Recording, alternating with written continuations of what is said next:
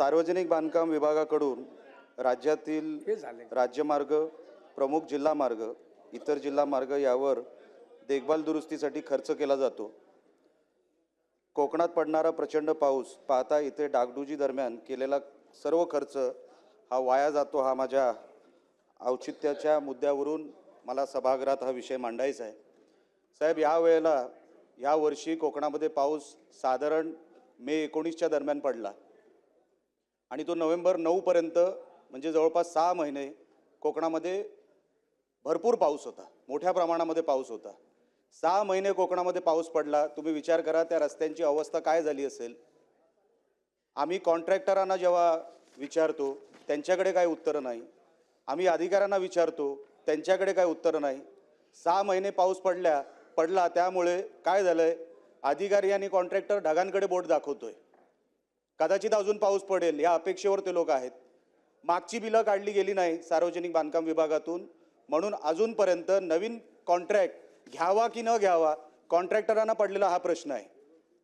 आणि जर मागचीच बिलं भरली गेली नाही, दुरुस्तीला पैसे येऊन सुद्धा आपल्या सरकारने दुरुस्तीला पैसे दिले, पाऊस जास्त पडला, तो खर्च पडला नाही, कॉन्ट्रॅक्टरला कारण मिळालं, अधिकाऱ्यांना कारण मिळालं, अशा परिस्थितीमध्ये दुरुस्तीचे पैसे येऊन सुद्धा तिकडे रस्ता झालेला नाही, दुरुस्ती झालेली नाही।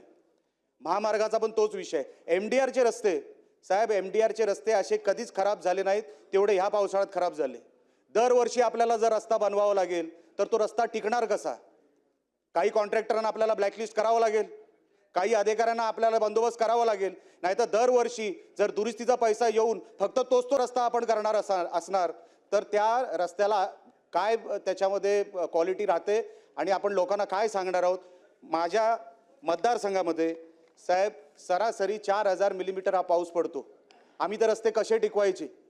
मोठ्या प्रमाणामध्ये टुरिस्ट तिकडे येतो, मोठ्या प्रमाणामध्ये वाळू वाहतूक तिथे होते, डंपर वाहतूक तिथे होते। अशा परिस्थितीमध्ये जर आपण रस्त्याची क्वालिटी, जिथे पाऊस 4 इंच पडत नाही त्या ठिकाणी आपण तेच निकष जर कोकणाच्या रस्त्यांना आपण लावणार असू तर ते रस्ते टिकणार नाही।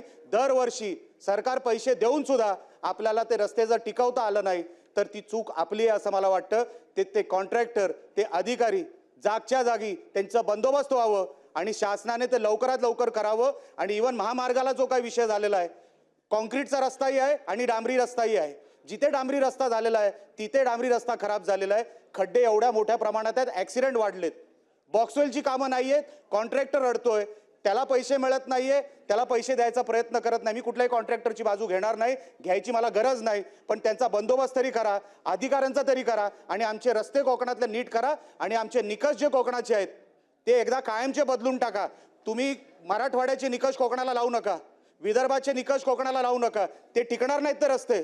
सरासरी 4000 मिलीमीटर जिथे पाऊस पडतो, तुम्ही निकष अख्ख्या महाराष्ट्राचा आणि कोकणाचा हा एक लावू नका। ही माझी औचित्याच्या मुद्द्याद्वारे आपल्यासमोर विनंती आहे। अध्यक्ष महोदय, आपण संधी दिली त्याबद्दल आभारी आहे। डॉक्टर